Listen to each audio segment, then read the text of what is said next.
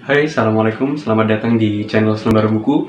Jadi di video review kali ini kita akan mereview sebuah buku terkait fikih, buku fikih agama Islam yang ini tidak banyak bertentangan dan bisa dibilang sangat dekat dengan kebiasaan ritual ibadah sehari-hari kita. Buku yang kita akan bahas kali ini adalah buku Safinatun Najah, Matan Safinatun Najah. Buku ini buku kalangan mazhab Syafi'i yang tidak banyak bertentangan dengan lingkungan sekitar kita, sudah cukup populer di tengah-tengah kita, dan insya Allah ini akan menjadi tuntunan yang sangat bagus buat teman-teman yang mau belajar agama dari yang paling dasar, yang benar-benar prinsip-prinsip yang harus kita ketahui. Ini akan jadi salah satu buku rekomendasi saya buat teman-teman baca. Jadi di buku ini kurang lebih buku ini dari versi sampulnya begini ya. Jadi ada judul versi bahasa Arabnya dan versi terjemahan. Buku ini versi bahasa Arabnya judulnya Matnu Safinatun Najah Fima Yajibu Alal Abdi Limaulahu, atau kemudian judul terjemahannya Matan Safinatun Najah, kewajiban-kewajiban hamba kepada Tuhannya. Buku ini ukurannya sekitar 12 x 18 cm. Buku yang sangat enak untuk dibaca, pas di genggaman. Kemudian buku ini diterbitkan cetakan pertamanya tahun 2009, ditulis oleh Syekh Alim Al-Fadil Salim bin Sumair Al-Hadrami. Di buku ini akan dijelaskan kurang lebih 9 bahasan pokok, 9 bab yang itu dibentukkan dengan pasal-pasal yang sangat menarik oleh Syekh. Dibahas terkait pokok-pokok apa saja yang perlu dipahami oleh seorang muslim, mulai dari pemahaman akidah, kemudian fikih-fikih dasar yang itu rutin dan butuh untuk kita lakukan setiap harinya. Sekedar sinopsis singkat bahwa buku ini merupakan bacaan wajib bagi para pemula yang ingin memperdalam syariat agama Islam. Jadi di buku ini awalnya hanya 9 bab, tapi kemudian disempurnakan menjadi 10 bab pembahasan, ditambahkan pembahasan terkait haji oleh Ustadz Muhammad Ali Ba'atiyah untuk menyempurnakan buku ini dan lebih banyak memberi manfaat serta untuk memperdalam, terlebih untuk memahamkan kita sebagai orang awam terkait 5 rukun Islam yang wajib untuk kita pahami dan ketahui. Di buku ini akan disajikan terkait pedoman transliterasi ya teman-teman sekalian. Jadi ada pedoman yang cukup bagus ini terkait huruf alif itu transliterasinya apa, huruf dot transliterasinya dalam bahasa Indonesia apa, akan dijelaskan sehingga tidak ada kerancuan terkait memahami huruf-huruf terjemahan yang akan dijelaskan di buku ini. Sebelum masuk ke isi, nanti akan ada pendahuluan, kemudian disajikan biografi penulis untuk kita lebih memahami siapa sih Syekh Salim Al-Hadrami itu. Akan dijelaskan terkait bagaimana profil beliau, perjalanan keilmuan beliau secara singkat, dan ternyata yang cukup menarik, beliau itu seorang ulama, guru, hakim, politikus, bahkan ahli dalam urusan militer. Beliau melakukan banyak perjalanan, lahirnya di Hadramaut, Yaman, dan beliau wafat tahun 1271 Hijriah di Betawi, di Jakarta tepatnya, di Pulau Jawa. Dan ini adalah salah satu karya beliau yang bisa dibilang cukup fenomenal, cukup terkenal, dan ada banyak karya-karya beliau yang lain. Terkait biografi lengkap beliau nanti bisa teman-teman baca langsung di buku ini. Kemudian masuk ke bab yang pertama, ada bab akidah yang paling dasar untuk kemudian seorang muslim itu ketahui terkait kemudian rukun iman, rukun Islam, kemudian makna kalimat tauhid dan sejenisnya. Kemudian masuk ke bab yang berikutnya, dibahas terkait toharoh, terkait cara bersuci, apa saja yang membuat harus kita bersuci, apa saja pembatal-pembatal, hadas kecil, hadas besar, kemudian air yang bisa digunakan untuk bersuci itu seperti apa. Ada pembahasan terkait tayamum, sebab kita itu boleh tayamum itu syaratnya kalau seperti apa. Kemudian macam-macam najis, yang ini semuanya disajikan dengan sangat mudah dan sangat memahamkan untuk orang-orang awam seperti kita. Kemudian ada di bab kelima dijelaskan terkait sholat, terkait ada beberapa subbab di sini, pasal-pasal. Di antaranya ada syarat sah sholat itu seperti apa, kemudian rukun sholat, syarat membaca Al-Fatihah. Nah, nanti teman-teman yang mungkin kebingungan terkait membaca Al-Fatihah yang sah seperti apa, kriterianya itu akan dijelaskan oleh Syekh di dalam buku ini. Kemudian penekanan dalam huruf-huruf di surat Al-Fatihah. Kemudian ketika kita sujud, anggota tubuh mana saja yang menempel pada lantai. Kemudian waktu yang terlarang dalam mengerjakan sholat. Kemudian pembatal-pembatal sholat.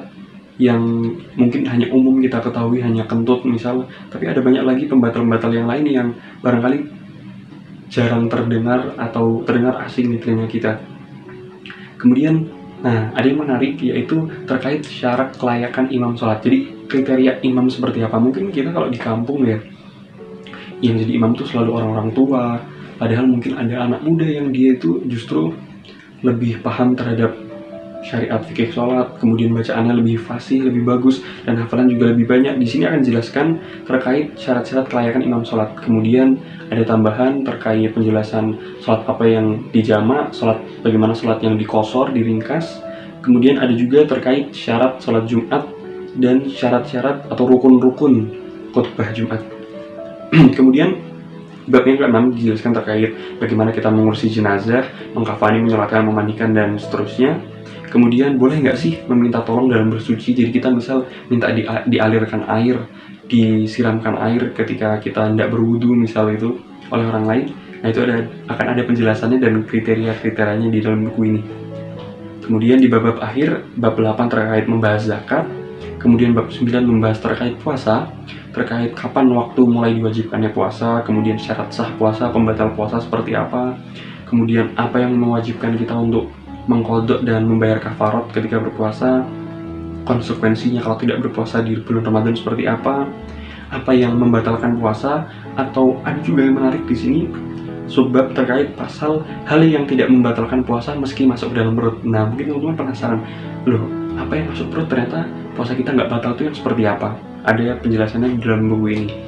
Kemudian yang terakhir, bab yang ditambahkan oleh Ustadz Muhammad Adi Ba'adiyah, yaitu bab 10 haji dan umroh, terkait syarat haji dan umroh, kemudian rukun-rukunnya seperti apa yang wajib dikerjakan, sunnah-sunnahnya ketika haji itu seperti apa, mulai mikotnya, memakai bajunya itu dari mana, kemudian hal yang wajib saat tawaf, saat sa'i, saat wukuf, dan juga larangan-larangan ketika ihram, dan yang terakhir ditutup dengan hukum menziarahi makam Nabi Muhammad SAW. Dalam buku ini, buku yang sangat menarik. Pada awalnya kita disuguhkan ketika kita hendak masuk ke bab materi, ada sebuah kutipan hadis, "Man yuridillahu bihi khairan yufaqihu fiddin." Jika Allah menghendaki kebaikan pada seseorang, niscaya Allah akan memahamkannya agama ini. Hadis riwayat Bukhari nomor 711 dan Muslim 1037. Ini menjadi sebuah hadis yang motivasi bagi para pembaca ketika mereka ingin mempelajari buku ini. Semoga itu bisa menjadi wasilah kebaikan bagi mereka untuk lebih paham terhadap syariat-syariat agama Islam. Dan bentuk-bentuk penjelasan dalam buku ini itu sangat ringkas dan mudah dipahami ya teman-teman sekalian. Bentuknya itu poin-poin begini, bentuknya pasal-pasal seperti yang saya katakan di awal tadi. Bentuknya pasal-pasal ini mudah dipahami, kemudian poin-poinnya yang dijelaskan itu sangat dengan menggunakan bahasa yang lugas, tegas, jadi tidak banyak menimbulkan kerancuan, dan ini sangat cukup untuk orang awam untuk memahami buku ini dan apa saja yang berkaitan terkait fikih ibadah sehari-hari. Jadi buku ini kurang lebih tebalnya kalau versi terjemahannya sekitar 66 halaman aja. Jadi buku ini terbagi jadi dua bagian. Bagian awal ini ada versi terjemahan, dan di bagian akhir kalau buka dari halaman sampul belakang itu versi bahasa Arabnya. Jadi ini ada dua versi bagi orang-orang yang orang awam yang ingin paham langsung dengan terjemahan bisa baca, dan bagi yang ingin menghafalkan matan versi bahasa Arabnya juga bisa langsung belajar. Jadi ini paket buku tuh in one. Jadi cocok ini untuk kalangan orang awam ataupun juga dari kalangan orang-orang yang ada di belajar pesantren atau sekolah Islam misalnya. Dan di sini jelaskan juga ya, ada beberapa catatan kaki yang ditambahkan oleh penerjemah yang ini memudahkan beberapa mungkin istilah atau penjelasan terkait yang ada dalam buku ini. Dan itu saja yang bisa saya review. Ini buku yang sangat menarik, saya rekomendasikan teman-teman buat baca. Ini jadi buku pengantar bagi kita untuk lebih paham terkait fikih ibadah sehari-hari kita yang bahkan mungkin jarang kita dengar atau kurang kita pahami, atau hanya sebagian saja yang kita pahami. Buku ini akan jadi pengantar yang sangat bagus untuk memahami secara menyeluruh dan mendasar terkait ibadah-ibadah yang wajib kita lakukan sehari-hari, atau bahkan juga terkait ibadah-ibadah sunnah lainnya seperti umroh, dan juga ada banyak hal lain yang familiar, toharoh dan menjaga wudhu dan segala macamnya. Itu teman-teman akan dapat penjelasannya dengan ringkas dan mudah di buku ini. Itu saja pada review buku kali ini. Terima kasih. Salam literasi.